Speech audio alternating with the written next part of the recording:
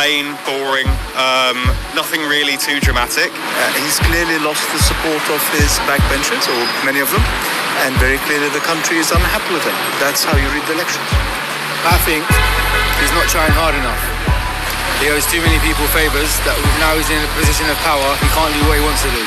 To What in the World, and we're back. It's Tash and Dean. Hello. We're back for another month of What in the World. Oh my word, Dean. Here we go again on What in the World. Yes. And this one is going to be crazy because so much is going on in the UK, in it, isn't it, Dean? A lot. It's happening right now. A lot has moved, and a lot has shifted. Yeah, a lot of things have changed as a result of it's changed from the last one that we did, hasn't it? It's moved on so dramatically. Yeah, definitely. I mean, the voting alone, it was a huge shift. And I know Labour themselves did not expect that. That would kind of whack them in the face quite hard. And they didn't expect that. That was a big loss for them. And I think they felt very much hard done by the public, so to speak. They felt like they were rejected, I suppose. And I suppose that's understandable considering how inept they've been and how incompetent they've been and how just totally oblivious of common ideologies of the common man and the trials and tribulations and the things that we need to be governed properly in this nation. And as a result of that, is it any wonder they lost so epically? Do you think, Dean, it's because they're not listening to the people and they're marginalising a certain group of people and calling them names? And voices of the nation is not really getting heard, is it? They're not. I mean, people forget the leaders of our country. Most of them are multimillionaires, including Keir Starmer. He says that he's not a multimillionaire, but you look up his net worth and he's worth a lot of money, and I mean a lot. And most of them are. They are not in this world. They're totally not of this world. They're in their own little world, and they have no clue what the common folk go through on a day-to-day basis. I just can't believe it.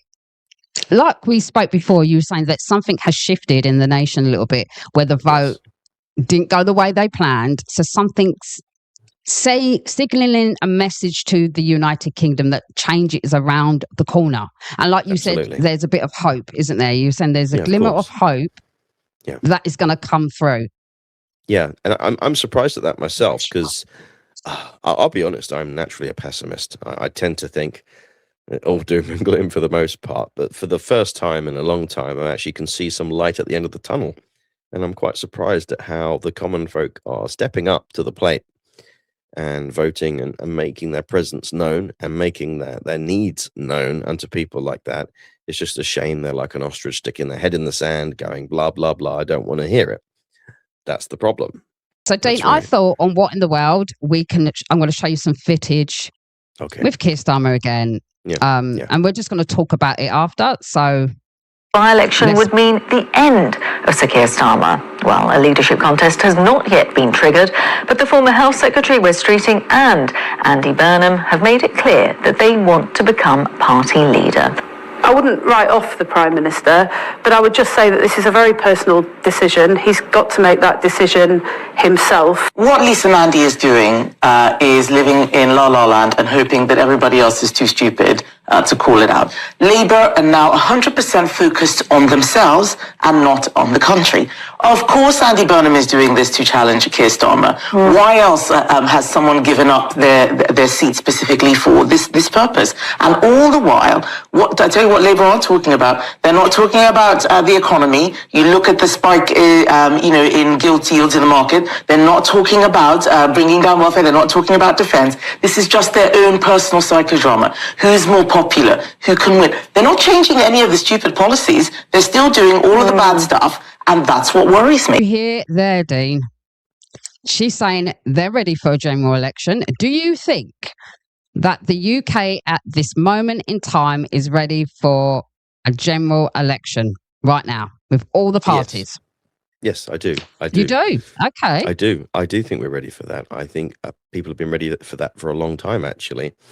And the thing is, obviously, I don't think we're going to get that as a result of Keir Starmer's leadership, as a result of the way he is and the way he sees things. I see him as a little bit of the captain of the Titanic wanting to go down with the ship, so to speak. I don't know if you ever watched that film, and it's just like, I'm going to stand here and hold on to the helm, and I'm sinking to the depths, and I'm happy to go down with my ship.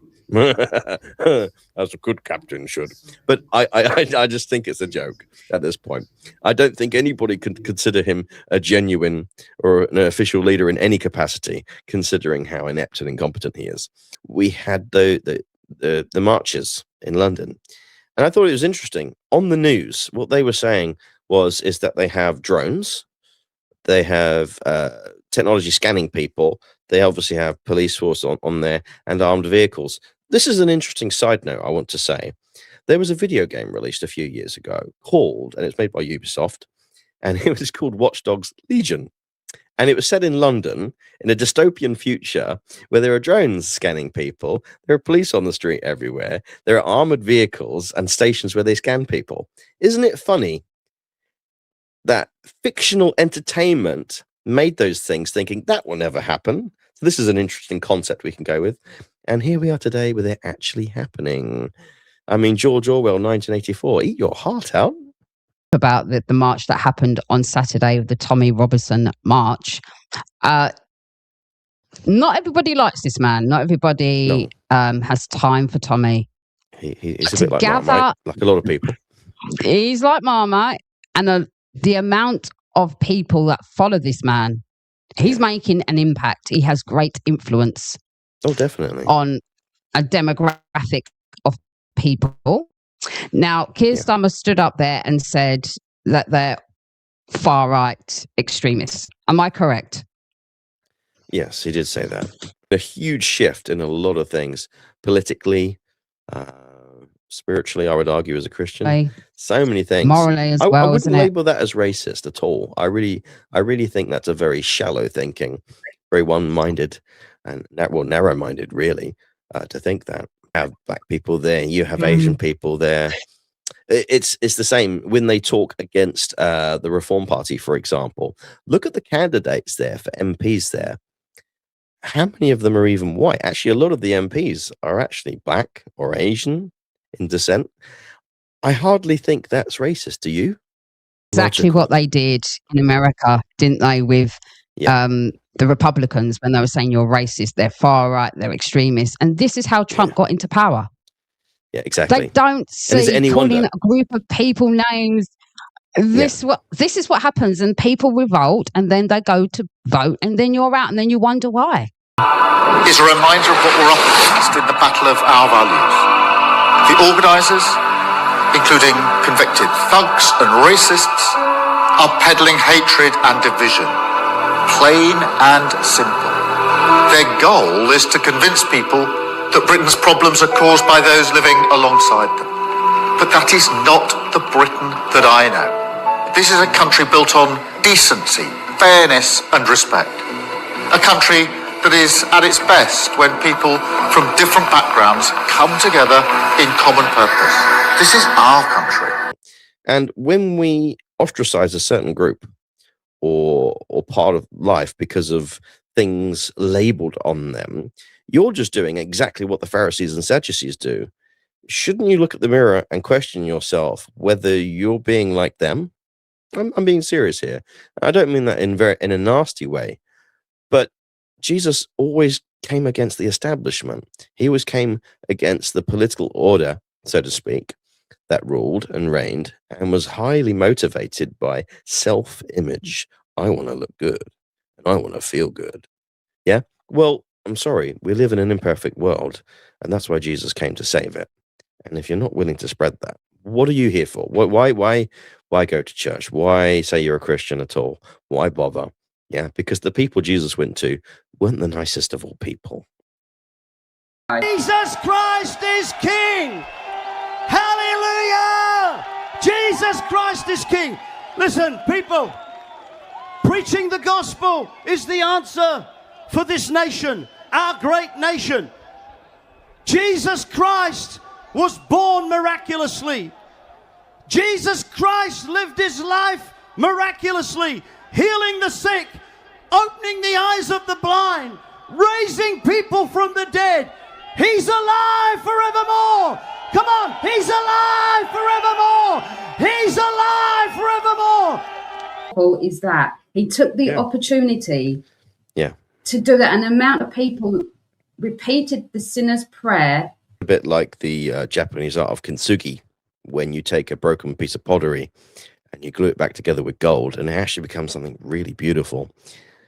We can only become vessels like that when someone takes the time to heal us, put us back together, and help us, and take the time to do that.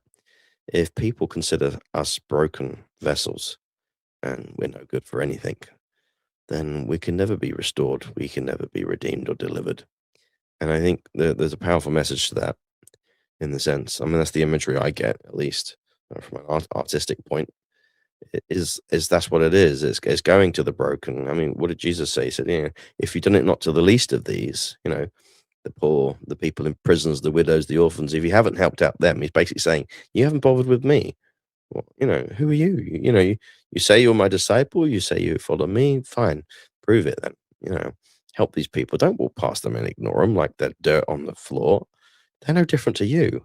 Well, they reckon, wasn't it, the average person is only one pay slip away from debt and being out on the street. So why are we to honestly consider and think that we're above them? We're not an emperor, we're not a king, we're not a ruler, and they're not a peasant. They're just a common person, a human being just like you and me. Yeah, guys, thank you so much for watching What in the World, and we see that God bless you. You're watching it. And we are blessed and we're honored that people that have pressed the like button and you're just watching to hear what we got to say.